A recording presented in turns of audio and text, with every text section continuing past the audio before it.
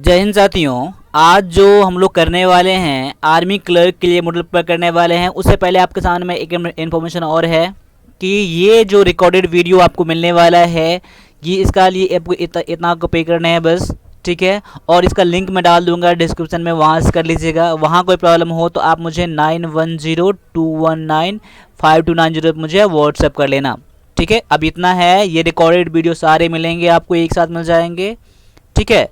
चलो, अभी जो मैं करने वाला हूँ ये विजेता आर्मी क्लर्क का टेस्ट 5 है और ये जो है यूट्यूब के लिए 12 है टेस्ट पेपर ही है।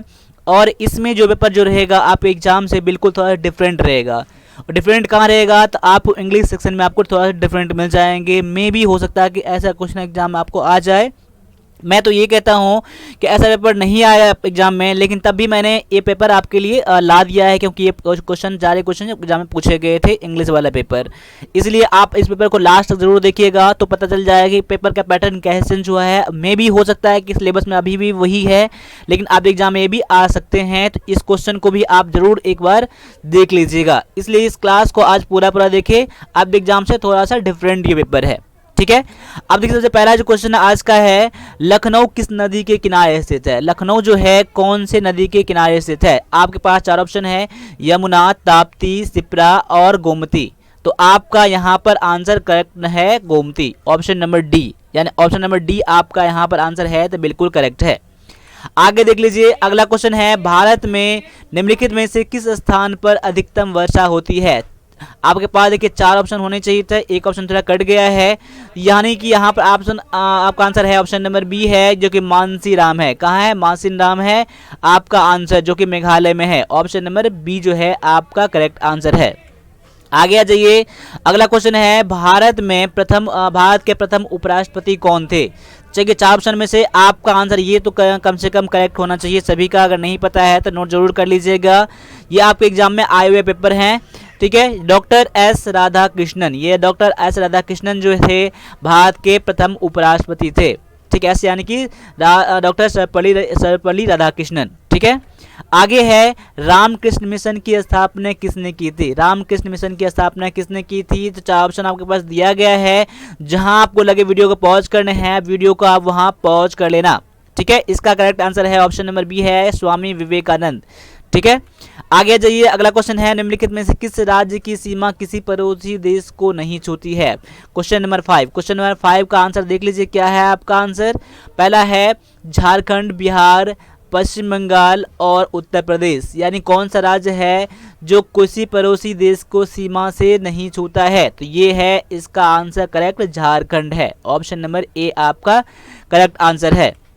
आगे आ जाइए, अगला है, जब ध्वनि एक माध्यम से दूसरी माध्यम में प्रवेश करती है तो अपरिवर्तित रहता है, यानी इसमें से कौन सा है जो कि अपरिवर्तित रहता है, यानी कि चाल, आयाम, तीव्रता और आवृत्ति। चार ऑप्शन में से आपका आंसर करेक्ट है, ऑप्शन नंबर डी, जो कि आवृत्ति चेंज नहीं होता है, ठीक है।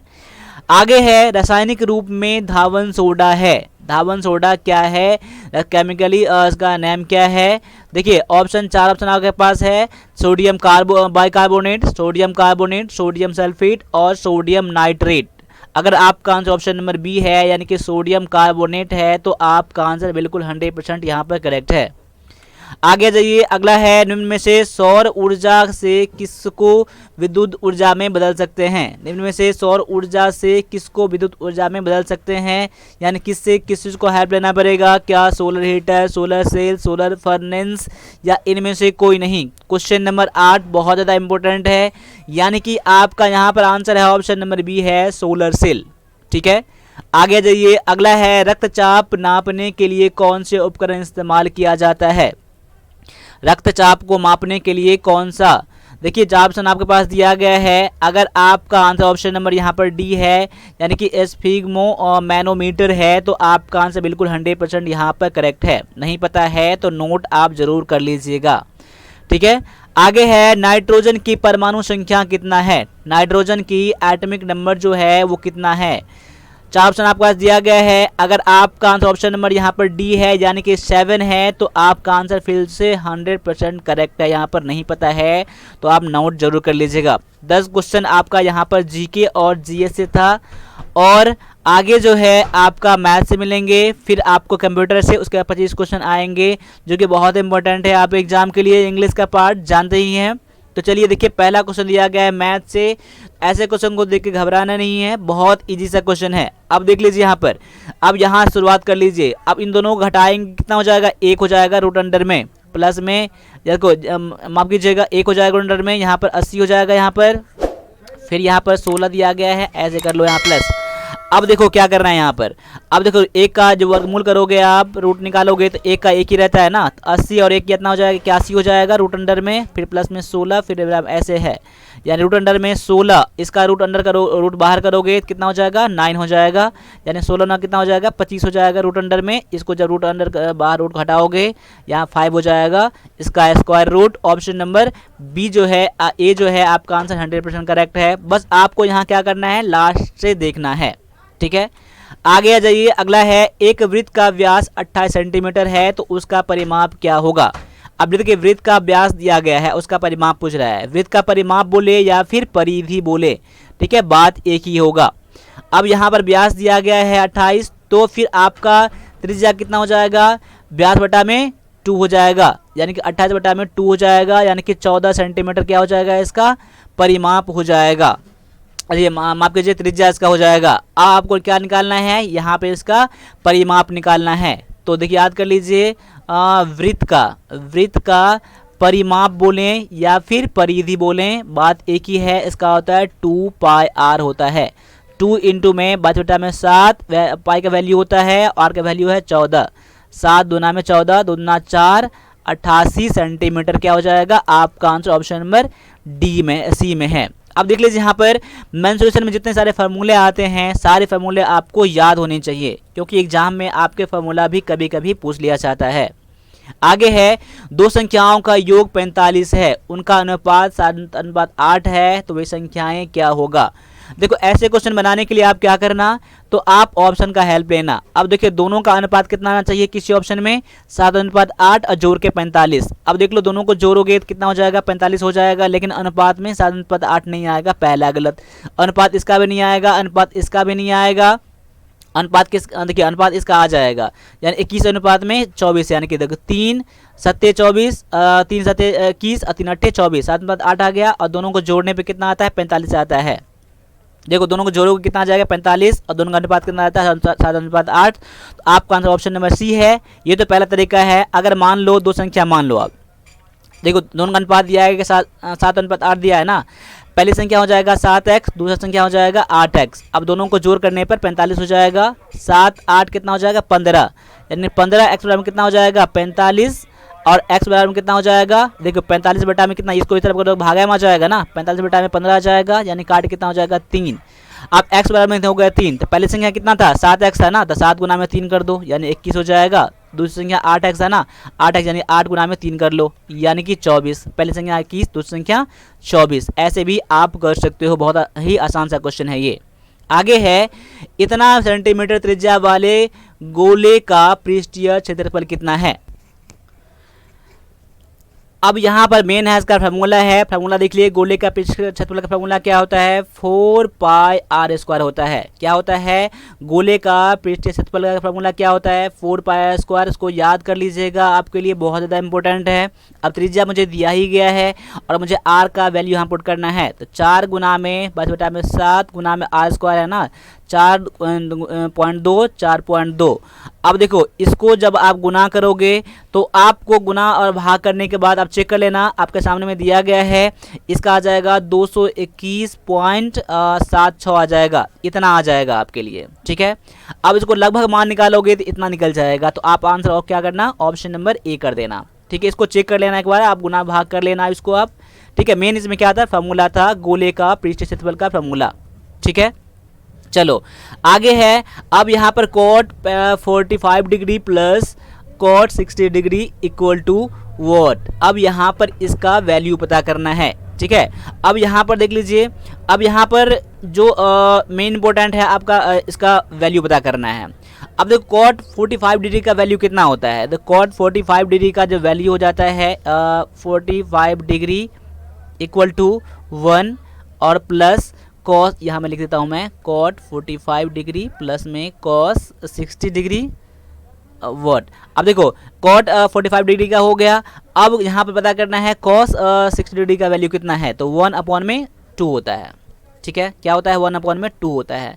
अब देखो जितने भी आपका फॉर्मूला है यहाँ पर, जितने भी आपका दिया गया है इसका वैल्यू, देखो ट्रिग्नोमेट्री का तो जनरली क्वेश्चन आते नहीं है, अगर आएंगे भी तो आपको ऐसे ही क्वेश्चन आ जाएंगे, इसका वैल्यू पूछेगा आपको, ठीक है। तो वैल्यू आप जरूर याद कर लेना, ठीक है। अब कुछ नहीं बटा 1 कर लेना, इसको 2 कैल्शियम हो जाएगा, 2 और प्लस में 1 हो जाएगा, एक फ्रैक्शन वाला ऐड करोगे तो यानी कि बट्टा वाला जोड़ करोगे तो 3/2 हो जाएगा, यानी कि आपका आंसर क्या हो जाएगा 3/2। ऑप्शन नंबर ये सी में दिया गया है ये, ठीक है। आगे आ जाओ, एक शंकु का संपूर्ण पृष्ठ का सूत्र क्या होता है। अब देख लीजिए यहाँ पर शंकु का संपूर्ण पृष्ठ का क्षेत्रफल यानी कि टोटल सरफेस एरिया क्या होता है एक शंकु का, कोण का, ठीक है। ये आपके फार्मूला भी आ गया। मैं तो क्या बोलता हूँ आपको, हमेशा आपको याद करना चाहिए फार्मूला जो है। अब यहाँ पर आंसर आपका जो करेक्ट हो जाता है ऑप्शन नंबर यहाँ पर बी हो जाता है correct. Pi R L plus pi R square क्या होता है, आपका आंसर ऑप्शन नंबर बी है। इसका फार्मूला जरूर याद कर लीजिएगा, ठीक है।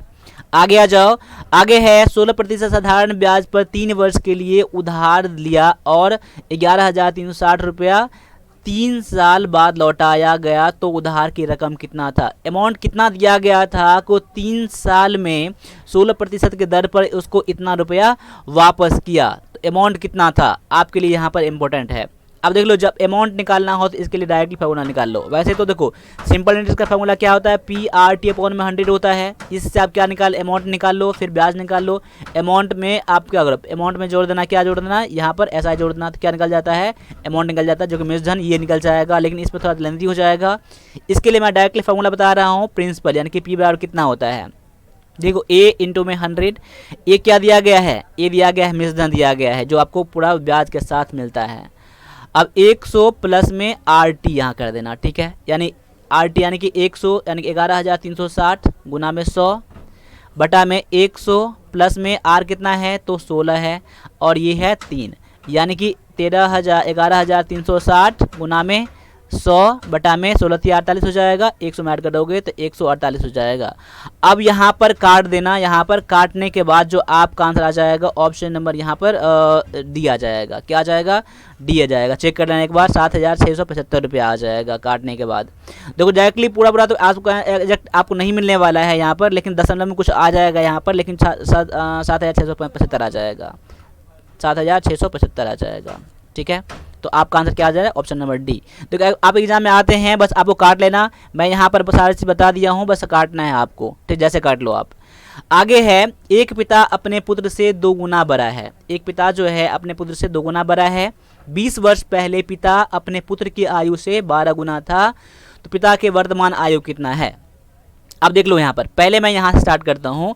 मैं मान लेता हूँ पुत्र का वर्तमान आयु, पुत्र का वर्तमान आयु मैं कितना मान लेता हूँ, x मान लेता हूँ, ठीक है। तो पिता कितना हो जाएगा, तो पिता कितना हो जाएगा, 2 गुना है ना, तो 2x क्या हो जाएगा, पिता हो जाएगा। मैं यहाँ करता हूँ 2x क्या हो जाएगा, पिता का उम्र हो जाएगा, ये पिता का उम्र है, ठीक है। अब क्या करें, 20 वर्ष पहले ना, तो x और ये 2x मैं कर देता हूँ। 20 वर्ष पहले कर रहा है, ये पुत्र का आयु है 20 वर्ष पहले, पिता का आयु भी 20 वर्ष पहले हो जाएगा। अब मैं क्या करता हूँ, आप देखो 20 वर्ष पहले तो मैंने कर दिया, 12 गुना था अपने पुत्र का आयु का ना, इसका पुत्र था ये था, पुत्र का आयु का 12 गुना तो ये था, 12 गुना कौन ये था ना, तो अब मैंने दोनों बीच में बराबर कर दिया मैंने, तो बराबर 12 गुना ये तो अभी है बड़ा है ना, लेकिन बड़ा होने ये बराबर मैंने कर दिया है, तो 12 इससे मुझे गुना करना पड़ेगा, तभी दोनों क्या हो जाएगा, बराबर हो जाएगा। समझ लो यहाँ पर दोनों में कम कर दिया, जिसमें बोल रहा है 12 गुना है उसमें नहीं करना है।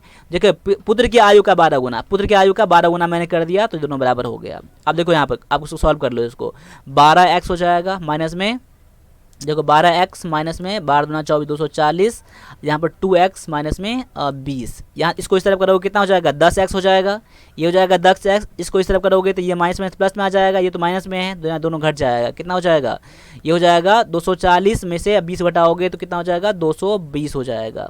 ठीक है, अब काट दो, यहाँ पर कितना हो जाएगा ये हो जाएगा 22। अब देखो 22 किसका निकल गया, x का वैल्यू निकल गया जो कि पुत्र का आयु दिया गया है 22। अब पिता का उम्र कितना था, 2 गुना था ना, 2 गुना था पुत्र के आयु का, तो 22 को 2 गुना कर दो, यानी कि 44 क्या हो जाएगा पिता का वर्तमान उम्र हो जाएगा। ऑप्शन नंबर सी हो जाएगा आपका करेक्ट आंसर। मैं उम्मीद करता हूं कि ये आपको समझ में आया होगा।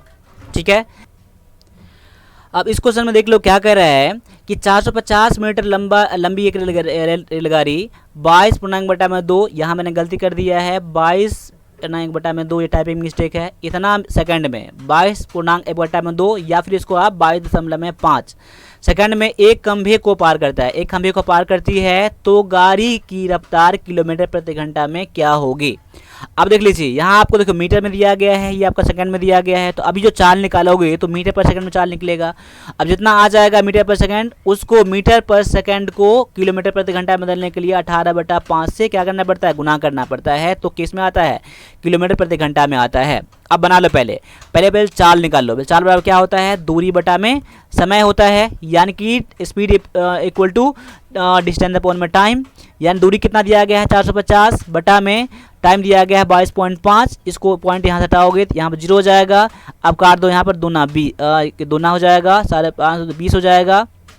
ठीक है, 20 मीटर पर सेकंड हो जाएगा। अब 20 मीटर पर सेकंड, अब मीटर पर सेकंड को यानी कि किलोमीटर प्रति घंटा बदलना है, यहाँ पर 20 गुना में 18/5 कर दो, 5 काट दोगे 5 चौका 20, 8 चौक 72 किलोमीटर प्रति घंटा क्या हो जाएगा आपका आंसर, जो कि ऑप्शन नंबर ए में दिया गया है। ठीक है, आगे आ जाओ, अगले क्वेश्चन में आ जाओ। अगला क्वेश्चन दिया गया है इतना का घनमूल पता करना है, इतना घनमूल पता करना है। अब देखो 2097 को क्या पता करना घनमूल। अब क्या कर लो, 2197 को क्या कर लो आप, ऐसा कर 2 भाग में बांट लो, दाएं तरफ में 3 नंबर, बाएं तरफ में 1 नंबर। अब जो लास्ट का पॉइंट रहे, लास्ट का नंबर रहे, उसको आप क्या कर लो 3 से आप गुना कर लो, 3 बार गुना कर लो, 7 गुना में 7। ठीक है, 7 49 को अब देखिए का स्थान 9 आ गया, 9 से 63। अब देखो जे कहाँ स्थान पर आ जाए उसको ले लेना, 3 ले लेना। ठीक है, 3 मैंने ले लिया, यानी कि 7 का क्यूब करने के बाद कितना आता है, जितना आ जाए उसके कहाँ स्थान पर जो नंबर आ जाए उसका यहाँ ले लेना। ठीक है, मैंने ले लिया यहाँ पर। ठीक है, अब देखो 2 है यहाँ पर है, तो देखो 2 जो है कौन से क्यूब वाले नंबर के बीच में है। अब 1 का क्यूब करोगे कितना हो जाएगा, 1 ही रहेगा, और 2 का क्यूब करोगे कितना हो जाएगा 8। तो देखो 8 से छोटा ही है ना, तो आप ये क्या करना, 1 वाला लेना, 1 वाला यानी 1 कर देना यहाँ पर, तो क्या निकल जाएगा 13 हो जाएगा आपका आंसर। बस आपको ऐसे ही पता करना है। ठीक है, ये आपका निकल जाएगा, घनमूल निकल जाएगा। ठीक है, अब आगे आ जाओ। अगला क्वेश्चन दिया गया है आपका कंप्यूटर से दिया गया है। कंप्यूटर के लिए बहुत ज़्यादा इंपॉर्टेंट क्वेश्चन सारे आपके सामने में है। पहला क्वेश्चन है निम्नलिखित में से कौन सा ऑपरेटिंग सिस्टम नहीं है। कौन सा ऑपरेटिंग सिस्टम नहीं, यानी कि ओएस नहीं है। क्या MS DOS, MS word, Linux और विंडोज़। अब यहाँ पर देखोगे ऑप्शन नंबर बी जो है आपका करेक्ट आंसर हो जाएगा, जो कि MS वर्ड जो है ये एक ऑपरेटिंग सिस्टम नहीं है। तो ये क्या है, ये एक एप्लीकेशन सॉफ्टवेयर है। क्या है, एप्लीकेशन सॉफ्टवेयर है। आगे आ जाओ, अगला है विद्युत भंग होने पर जो मेमोरी समाप्त हो जाती है उसे क्या कहते हैं। विद्युत जैसे लाइट उसमें कट जाता है, जो उसके बाद जो मेमोरी में जो डेटा रहता है वो हट जाता है, उस मेमोरी को क्या कहा जाता है। क्या वोलेटाइल मेमोरी कहा जाता है, रोम मेमोरी, दोनों, या फिर इनमें से कोई नहीं। तो आपका यहाँ पर जो आंसर हो जाएगा ऑप्शन नंबर ए हो जाएगा, वोलेटाइल मेमोरी हो जाएगा आपका करेक्ट आंसर। ठीक है, आगे आ जाओ। अगला क्वेश्चन दिया गया है निम्नलिखित में से कौन एक टोपोलॉजी नहीं है। कौन सा है जो एक टोपोलॉजी नहीं है। क्वेश्चन नंबर आपका 23, क्वेश्चन नंबर 23 का ऑप्शन आपका दिया गया है बस topology, ring topology, star topology और नेट टोपोलॉजी। यानी कि आपका यहाँ पर आंसर जो हो जाएगा ऑप्शन नंबर डी हो जाएगा, नेट टोपोलॉजी। अगर नहीं पता होगा तो इसका नोट जो बना के आपको रिवीजन जरूर कर लेना। यानी देखो बस, रिंग और स्टार टोपोलॉजी होता है लेकिन नेट टोपोलॉजी नहीं होता है। ठीक है, इसलिए आपका आंसर ऑप्शन नंबर डी हो जाएगा। आगे है पास्कल क्या है। पास्कल क्या है, ऑप्शन पहला है कंप्यूटर का एक प्रकार है, एक ऑपरेटिंग सिस्टम है, कंप्यूटर में प्रयुक्त भाषा है, या कंप्यूटर की इकाई है। तो पास्कल जो है यह एक कंप्यूटर की भाषा है, लैंग्वेज है। क्या है? लैंग्वेज है। तो आपका आंसर क्या हो जाएगा? ऑप्शन नंबर यहाँ पर सी हो जाएगा। आगे है प्रोग्राम हेतु सर्वप्रथम विकसित की गई कंप्यूटर भाषा। प्रोग्राम हेतु सर्वप्रथम विकसित की गई कंप्यूटर भाषा कौन सा है? क्या बेसिक है, पास्कल है, कोबोल है या फोर्ट्रन है? तो देखिए प्रोग्राम हेतु जो सर्वप्रथम जो भाषा डेवलप किया गया था तो ये किया गया था फोर्ट्रन को। तो आपका आंसर फोर्ट्रन, आपका आंसर करेक्ट होना चाहिए। देखिए फोर्ट्रन का फार्मूला ट्रांसलेशन क्या होता है? फॉर्मूला ट्रांसलेशन का फुल फॉर्म होता है। क्या होता है? फॉर्मूला ट्रांसलेशन इसका क्या होता है? इसका फुल फॉर्म होता है। ठीक है, तो याद कर लेना। फोर्ट्रन का कभी कभी फुल फॉर्म पूछ लिया जाता है, तो याद कर लेना फॉर्मूला ट्रांसलेशन का फुल फॉर्म होता है। आगे आ जाओ। अब देखो यहाँ दिया गया है बहुत ही इंपॉर्टेंट है पैसेज। तो पैसेज मैं अभी तो रीड नहीं कराऊंगा, बस इसको आंसर नोट करवा दे रहा हूँ। इसका आप स्क्रीनशॉट ले लेना। ठीक है, आप इसका आंसर मत कर लेना। अगले क्लास में जो है मैं आपको इसका आंसर बताऊंगा, पैसेज का लाइन बाय लाइन एक्सप्लेन करूंगा। देखो सबसे पहला जो क्वेश्चन है इसका आंसर आप नोट कर लेना। इसका आंसर डी हो जाएगा। ठीक है, 27 का आंसर हो जाएगा आपका इसमें ए, 28 का आंसर हो जाएगा इसमें डी। ठीक है, और 29 का आंसर हो जाएगा आपका यहाँ पर बी, नोट कर लेना, using free house hold labour. और 30 का आंसर इसमें नोट कर लेना, ये हो जाएगा इसमें बी हो जाएगा। ठीक है, इतना नोट कर लेना। ठीक है, अब देखो ये आप पैसेज एग्जाम में पूछे जाते थे, ये क्लोज पैसेज है, क्लोज टेस्ट है ये। ठीक है, क्लोज टेस्ट है ये। अब नहीं आते हैं, कम से कम 2 सालों से तो नहीं आ रहे हैं। ठीक है, 2 साल में जितने सारे एग्जाम हुए हैं किसी एग्जाम में नहीं आए, तो मैं उम्मीद करता हूँ कि ये नहीं आएंगे। लेकिन प्रैक्टिस के लिए एक बार प्रैक्टिस कर लेना। इसका स्क्रीनशॉट ले लो आप। ठीक है, और मैं इसका आंसर बता दे रहा हूँ और इसको आप रिवीजन करना। ठीक है, अब देखो पहला 31 का आंसर क्या हो जाएगा? 31 का आंसर आप नोट कर लेना, इसमें डी हो जाएगा। डी आपका यहाँ मैच करना चाहिए, कांस्टेंट। आगे है 32 के लिए जो आंसर हो जाएगा इसमें बी हो जाएगा, नोट कर लेना। बाद बाकी 33 का आंसर आप एक चेक करना कि आपका सही हुआ है या नहीं हुआ है। 34 के लिए आंसर इसमें हो जाएगा ऑप्शन नंबर डी हो जाएगा। और 35 के लिए आंसर इसमें बी चेक कर लेना, ये हो जाएगा। सारा मैंने आंसर बता दिया आपको। अब आगे आ जाइए। आगे देख लीजिए दिया गया है क्या? Choose the word closest meaning to the indicated word. यानी रिलक्टेंट को यहाँ पर इंडिकेट किया गया अंडरलाइन से, तो यहाँ पर आपको क्लोजेस्ट मीनिंग यानी कि इसका क्या पता करना है? साइनोनिम्स पता करना है आपको। ठीक है, क्या पता करना है? साइनोनिम पता करना है। तो आपका आंसर देख लो, रिलक्टेंट का क्या हो जाएगा। देखिए आपको पता है डायरेक्टली इसका मीनिंग कर देना, अगर 4 ऑप्शन में से आपको बेस्ट लगे तो। अगर नहीं पता है तो सेंटेंस को एक बार क्या कर लेना? पढ़ लेना, इसका मीनिंग निकाल के यहाँ पर कर लेना। अगर सेंटेंस में दिया होता है तो हम लोगों के लिए थोड़ा आसान हो जाता है। सेंटेंस में क्या, मान लो 10 वर्ड दिया गया है, इसमें 10 वर्ड में से 1-2 वर्ड का मतलब पता भी नहीं भी रहता है, तभी हम लोग उस वर्ड का मतलब जान जाते हैं। वैसे एग्जाम में आपके ऐसे नहीं आते हैं। अब एग्जाम में क्या होता है कि डायरेक्टली आपको एक वर्ड दिया जाएगा और बोलेगा इसका सिनोनिम क्या है। ये एग्जाम में पूछे गए क्वेश्चन है, इसलिए मैं आपको लेके आ रहा हूँ। मे भी हो सकता है कि इस बार आपको एग्जाम में क्वेश्चन आ जाए। ठीक है, देखिए पहला, देखिए रिलक्टेंट के लिए आपका आंसर क्या हो जाएगा? ऑप्शन नंबर, अब देखिए 4 ऑप्शन दिया गया है, 4 ऑप्शन में से जो लगे आपको यहाँ पर आप आंसर जरूर कर देना। तो देख लीजिए यहाँ पर रिलक्टेंट के लिए जो आंसर हो जाएगा ऑप्शन नंबर बी हो जाएगा, अनविलिंग हो जाएगा। अनविलिंग में जो हमारा इच्छा नहीं होता है। We were reluctant to spend so much money on a short trip. यानी कि देखो छोटी सी यात्रा के लिए इतना ज़्यादा मनी, जितना ज़्यादा पैसा खर्चा करना वो नहीं चाहता था, उसका इच्छा नहीं होता था कि इतना ज़्यादा पैसा खर्चा किया जाए। रिलक्टेंट मतलब क्या हुआ? अनविलिंग, मतलब क्या, जिसमें मन नहीं होता है। ठीक है, इसलिए आपका आंसर क्या हो जाएगा यहाँ पर? ऑप्शन नंबर बी हो जाएगा। ठीक है, आगे आ जाइए। अगला क्वेश्चन दिया गया है, वही क्लोजेस्ट मीनिंग पता करना है। Intimidate the loyal and dutiful labour. देखो इंटीमिडेट मतलब क्या होता है? डराना धमकाना होता है। ठीक है, उसे परेशान करना होता है, इंटीमिडेट। ऑप्शन नंबर डी हो जाएगा आपका यहाँ पर करेक्ट आंसर। 13 डराना धमकाना, जो ऐसा लेबर क्या है जो कि लॉयल है, ड्यूटीफुल है, उसे डराना धमकाना। ठीक है, आगे आ जाइए। Antonym of prosperous. प्रोस्पेरस का एंटोनिम क्या होगा? क्या है? प्रीपोस्टेरस है। क्या है? प्रीपोस्टेरस। प्रीपोस्टेरस के लिए 4 ऑप्शन दिया गया है, डिसोल्यूट, इनफैक्ट और प्रोफाउंड और प्रिसाइज।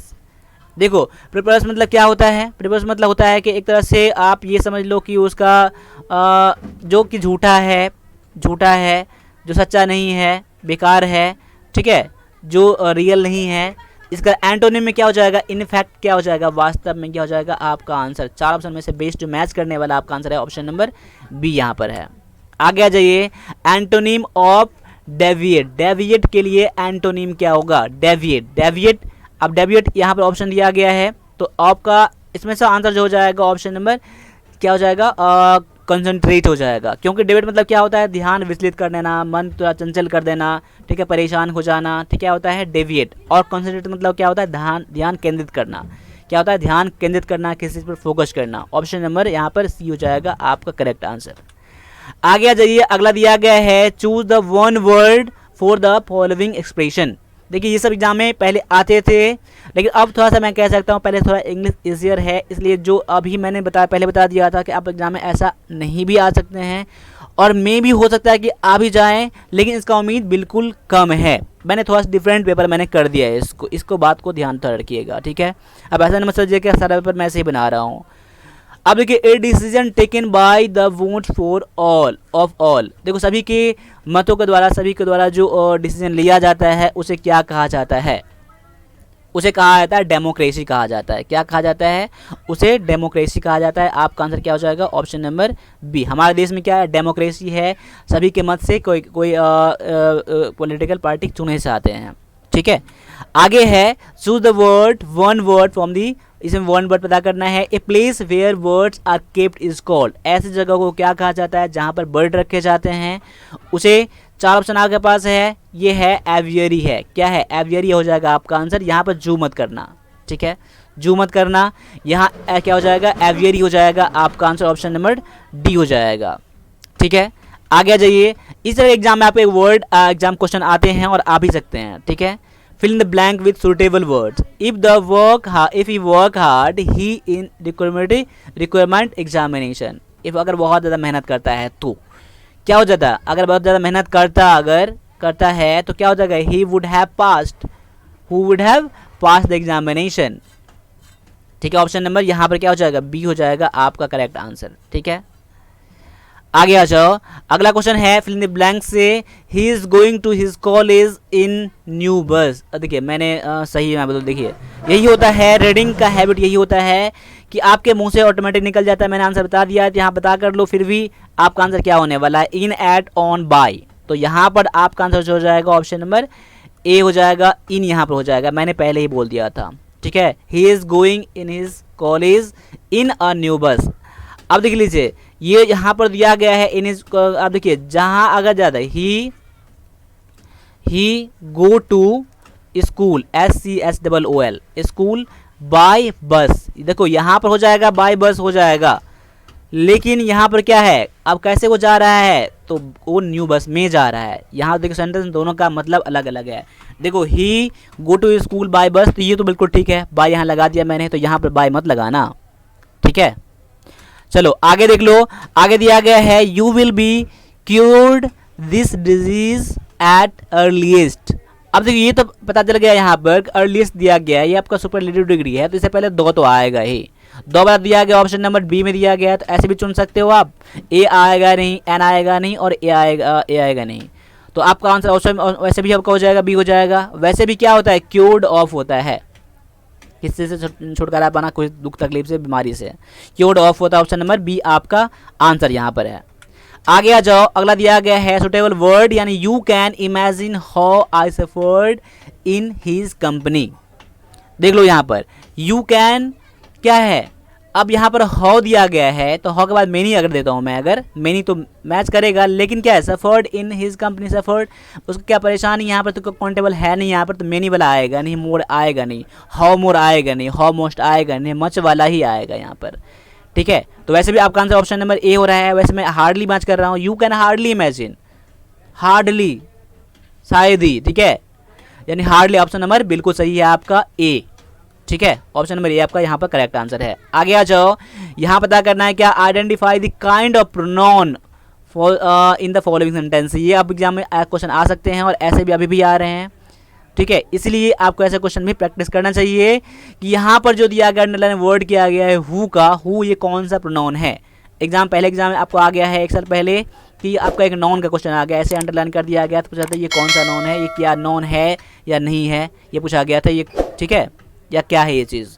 देखिए तो यहाँ पर हु जो है ये एक रिलेटिव प्रोनाउन है यहाँ पर, ठीक है। I met who my friend who was my class fellow, यहाँ पर रिलेटिव प्रोनाउन है। आगे आ जाओ, अगला क्वेश्चन दिया गया है आपका कॉमन एरर से कि not only did he help her but dropped her home safely no error. यहाँ देख लो एरर मिल जाएगा पार्ट नंबर बी में। अब पार्ट नंबर बी में एरर क्या है, देखो गौर से देख लेना, आप जहाँ लगे वीडियो को पॉज करना है, वीडियो को पॉज करना, ठीक है। देखो not only did he help her but also, क्या हो जाएगा, but also, not only but also होता है, ऑप्शन नंबर बी हो जाएगा आपका करेक्ट आंसर, बट अल्सो यहाँ पर आना चाहिए था, ठीक है। आगे आ जाओ, अगला दिया गया है the fireman wore inflammable clothing for protection no error. देखो ये क्वेश्चन में थोड़ा सा मिस्टेक हो गया था, मैं क्वेश्चन चाहता तो हटा देता, लेकिन आपके पास पहले PDF चला गया था इसलिए मैं क्वेश्चन को हटाया नहीं, ठीक है। चलो अब मैं इसका आंसर इसका जो हो जाएगा, देखो ही वोर क्या हो जाएगा, इनफ्लेमेबल नहीं होगा आपका, यहाँ पर क्या हो जाएगा, नन इनफ्लेमेबल हो जाएगा। देखो क्या हो जाएगा, यहाँ पर गलत क्या है आपका पार्ट नंबर बी में, तो आपका आंसर क्या हो जाएगा, पार्ट नंबर बी आपका आंसर हो जाएगा, यानी इनफ्लेमेबल के स्थान पर क्या आना चाहिए था, जगह पर क्या आना चाहिए था, नन इनफ्लेमेबल आना चाहिए था। क्या आना चाहिए था, नन इनफ्लेमेबल आना चाहिए था।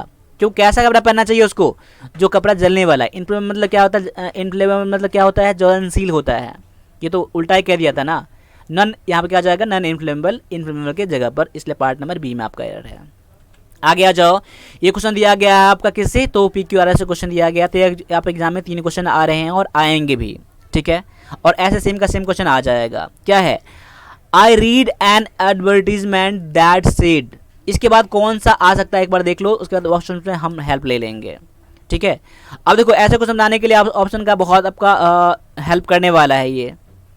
देखो जैसे कि मान लो ही that said gentleman of taste, क्या देखो बॉस एयर कंडीशन, ये हो सकता है, अभी मैं ये नहीं कह रहा हूँ कब कहीं हो जाएगा। आ देता हूँ क्यू, that said gentleman of this, देखो that said gentleman of this taste आ जाएगा, तो ये आपको पूरा मैच अब यहाँ से मीनिंगफुल नहीं मैच नहीं कर रहा, तो मैं इसको बी, आपका क्यू से स्टार्ट होने आपका सेंटेंस नहीं हो जाएगा, क्यू वैसे भी क्यू से स्टार्ट होने वाला कोई ऑप्शन दिया नहीं गया है। अब देख लो यहाँ पर that said are available for, देखो are available for, said are होगा नहीं, सेड आर होगा नहीं होगा, आर से नहीं होगा, और आर से स्टार्ट होने वाला कोई ऑप्शन में भी नहीं है।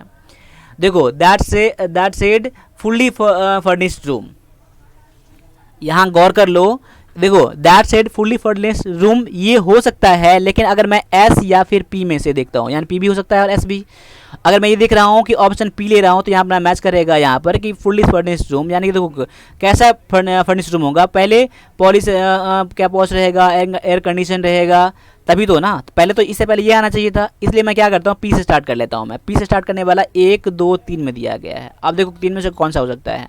अगर मैं पी से स्टार्ट कर दिया तो पी के बाद मेरा एस मैच करना चाहिए, अगर सही मेरा अगर ऑप्शन बी ले होगा तो। देखो I read an advertisement that said pause air condition fully furnished room, देखो fully furnished room are available for gentleman for taste, देखो क्या हो जाएगा, फुल्ली फर्निश्ड रूम क्या होगा, इसके बाद पी के बाद ऐसा आ जाएगा, एस इसमें भी है इसमें भी है, एस के बाद क्या, फुल आर अवेलेबल ना, कैसा रूम अवेलेबल है, ऐसा रूम अवेलेबल है ना, तो एस के बाद आर हो जाएगा, तो देखो एस के बाद आर इसमें दिया गया है, क्यू तो बात में मैच कर ही रहा है मेरा, यानी ऑप्शन नंबर बी क्या हो जाएगा आपका यहाँ पर करेक्ट आंसर हो जाएगा, ठीक है। आगे देख लो, as a youth extravagant clothes and adopting he was a dandy,